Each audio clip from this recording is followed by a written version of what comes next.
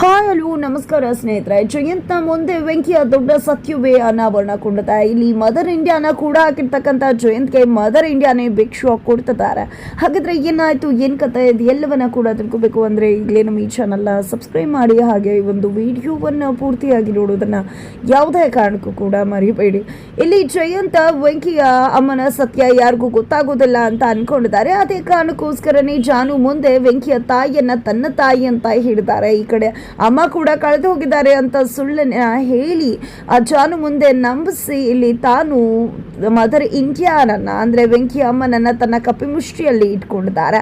ಇದೆಲ್ಲದರ ನಡುವೆ ಜಾನುಗೆ ವೆಂಕಿ ಅಮ್ಮನ ಫೋಟೋ ನೋಡ್ತಿದ್ದಾಗೆ ವೆಂಕಿ ಅಮ್ಮನೆ ನನ್ನ ಮನೆಯಲ್ಲೇ ಇದ್ದಂತಹ ತಾಯಿಯನ್ನು ಸತ್ಯ ಗೊತ್ತಾಗುತ್ತೆ. ಜೊತೆಗೆ ಜಯಂತ್ ಸುಳ್ಳು ಹೇಳಿದ್ದಾರೆ, ಆಕೆ ಅವರ ತಾಯಿಯಲ್ಲ, ವೆಂಕಿ ಅಮ್ಮನ ತಾಯಿಯನ್ನು ಸತ್ಯ ಕೂಡ ಗೊತ್ತಾಗುತ್ತೆ.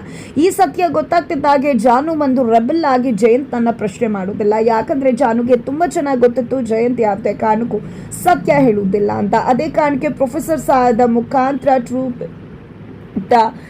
ಒಂದು ಲಿಕ್ವಿಡ್ ಅನ್ನ ಕೊಡೋದ್ರ ಮುಖಾಂತರವಾಗಿ ಆಕೆ ಜಯಂತ್ ಮುಖಾಂತರ ಸತ್ಯವನ್ನ ಬಾಯ್ಬಿಡಿಸ್ತಾಳೆ. ಹಿಪ್ನೋಟೈಸ್ ಮಾಡೋದ್ರ ಮುಖಾಂತರ ಅವರ ಪ್ರೊಫೆಸರ್ ಕೂಡ, ಜಾನುವಿನ ಪ್ರೊಫೆಸರ್ ಕೂಡ ಜಯಂತಿಂದ ಸತ್ಯ ಬಾಯ್ಬಿಡಿಸೋದ್ರಲ್ಲಿ ಯಶಸ್ವಿ ಆಗ್ತಾರೆ. ಜಯಂತ್ ತಾನು ಪುಟ್ಟ ಹುಡುಗನಾಗಿದ್ದಾಗ ಇಲ್ಲಿವರೆಗೂ ಮಾಡಿದಂಥ ಎಲ್ಲ ಕರ್ಮಕಾಂಡಗಳನ್ನ ಅಲ್ಲಿ ಬಿಚ್ಚಿಡ್ತಾರೆ. ಬಟ್ ಜಯಂತ್ಗೆ ಗೊತ್ತಾಗ್ತಿಲ್ಲ ತಾನು ಸತ್ಯವನ್ನ ಹೇಳಿದ್ದೀನಿ ಅಂತಕ್ಕಂಥ ವಿಷಯ. ಬಟ್ ಎಲ್ಲ ಸತ್ಯವನ್ನ ಹೇಳಿ ಮುಗಿಸಿದ್ದಾಗಿದೆ ಜಾನು ಮುಂದೆ ಜಯಂತ.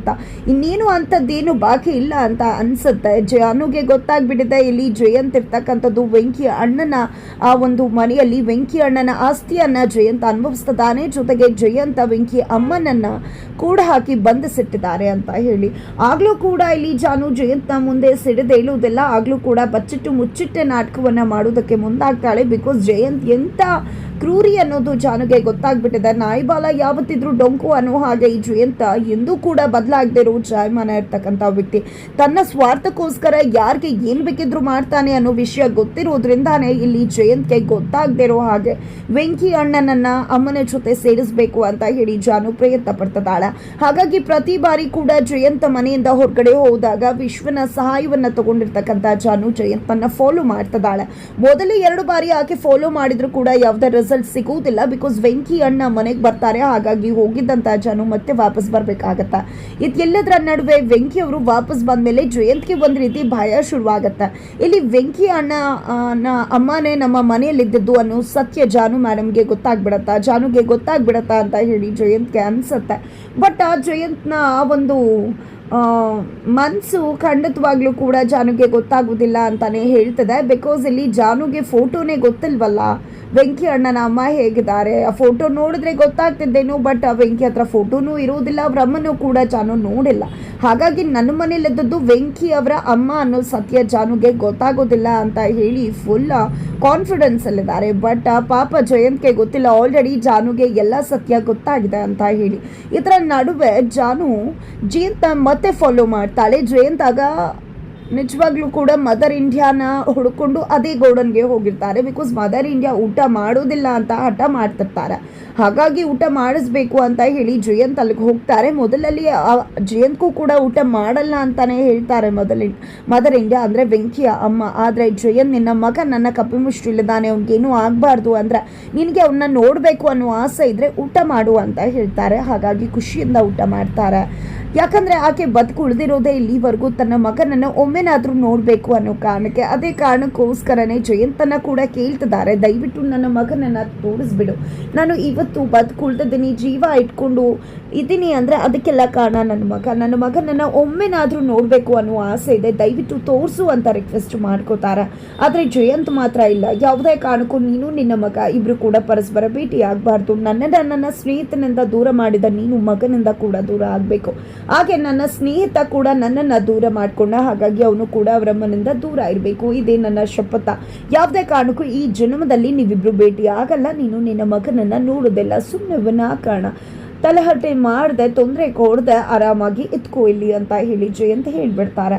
ಜಯಂತ್ ಹೇಳಿ ಅಲ್ಲಿಂದ ಹೋಗ್ತಿದ್ದಾಗೆ ಜಯಂತ್ನ ಫಾಲೋ ಮಾಡಿಕೊಂಡು ಬಂದಿದ್ದಂಥ ಜಾನು ಮತ್ತು ವಿಶ್ವ ಆ ಗೋಡೂನ್ಗೆ ಹೋಗ್ತಾರೆ, ತಾಯಿಯನ್ನ ನೋಡ್ತಾರೆ. ಆ ಒಂದು ಸಮಯದಲ್ಲಿ ಅವರನ್ನ ಕರ್ಕೊಂಡು ಬರುವುದು ಸಮಂಜಸ ಅಲ್ಲ ಅನ್ಸುತ್ತೆ ಜಾನುಗೆ, ಬಿಕಾಸ್ ಅಲ್ಲಿ ರೌಡಿಗಳಿರ್ತಾರೆ, ಅವರಿಂದಾಗಿ ನಾವು ತಪ್ಪಿಸ್ಕೊಂಡು ಅವರನ್ನ ಕರ್ಕೊಂಡು ಹೋಗೋದು ಕಷ್ಟ ಆಗತ್ತೆ, ಜಯಂತ್ಗೆ ಗೊತ್ತಾಗಬಹುದು. ಹಾಗಾಗಿ ಬೇರೆ ಟೈಮಲ್ಲಿ ಇಲ್ಲಿಗೆ ಬರೋಣ ಅಂತ ಹೇಳಿ ಜಾನು ವಿಶ್ವನನ್ನ ಕರ್ಕೊಂಡು ಮನೆ ಕಡೆ ಬಂದ್ಬಿಡ್ತಾಳ. ಜಾನು ಬರೋಕ್ಕೂ ಮುನ್ನಾನೇ ಜಯಂತ್ ಮನೆಗೆ ಬಂದಿದ್ದಾರೆ. ಜಯಂತ್ ಬಂದಾಗೆಲ್ಲ ಜಾನು ಮನೇಲಿ ಇರೋದಿಲ್ಲ. ಇದು ನಿಜಕ್ಕೂ ಜಯಂತ್ಗೆ ಅನುಮಾನವನ್ನ ಜಾಸ್ತಿ ಮಾಡಿದ. ಇತ್ತೀಚೆಗೆ ಜಾನು ಅವರ ನಡವಳಿಕೆ ಯಾಕೆ ವಿಚಿತ್ರವಾಗಿ ಅನ್ನಿಸ್ತದೆ. ಅವತ್ತು ಕೆಫೆಗೆ ಹೋದಾಗಿದ್ದ ಜಾನು ಒಬ್ರು ಬದಲಾಗಿದ್ದಾರೆ. ಅವತ್ತು ನನಗೆ ಆದಂತ ರೀತಿಗೂ ಜಾನು ಅವರು ಬದಲಾಗಿರೋದಕ್ಕೂ ಮನೇಲಿ ಇಲ್ಲದೆ ಇರೋದಕ್ಕೂ ಏನಾದ್ರು ಸಂಬಂಧ ಇದೆಯಾ ಅಂತ ಹೇಳಿ ಜಯಂತ್ ತುಂಬಾನೇ ಯೋಚನೆ ಮಾಡ್ತಿದ್ದಾರೆ. ಅವರ ಯೋಚನೆ ಒಂದ್ ರೀತಿಯಲ್ಲಿ ಸರಿನೇ ಇದೆ ಅಂತಾನೆ ಹೇಳ್ಬಹುದು.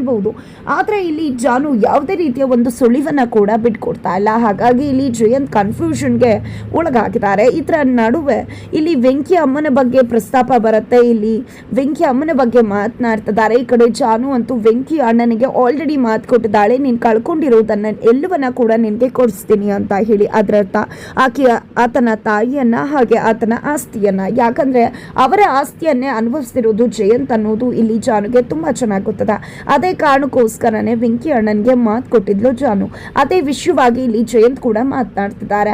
ಇಲ್ಲಿ ಜಯಂತ್ ಅವರು ವೆಂಕಿ ಹತ್ರ ನಿಮ್ಮಮ್ಮ ಹುಡುಕ್ತಾ ಇದ್ರ ನೀವು ಅಂದಾಗ, ಹೌದು ಅಮ್ಮನನ್ನ ಹುಡುಕ್ತಾ ಇದ್ವಿ, ಬಟ್ ಎಷ್ಟೇ ಹುಡುಕಿದ್ರು ಕೂಡ ಸಿಗೋದಿಲ್ಲ. ಅವತ್ತು ಪಾರ್ಟಿ ದಿನ ಅಮ್ಮನ ನಾನು ನೋಡಿದೆ ಅಂತ ಹೇಳಿದ್ರು, ಬಟ್ ನೋಡಿದಾಗ ಅವರಲ್ಲಿ ಕಾಣಿಸ್ಲಿಲ್ಲ ಅಂತ ಹೇಳಿ ಮಲ್ಲಿ ಹೇಳ್ತಾರೆ.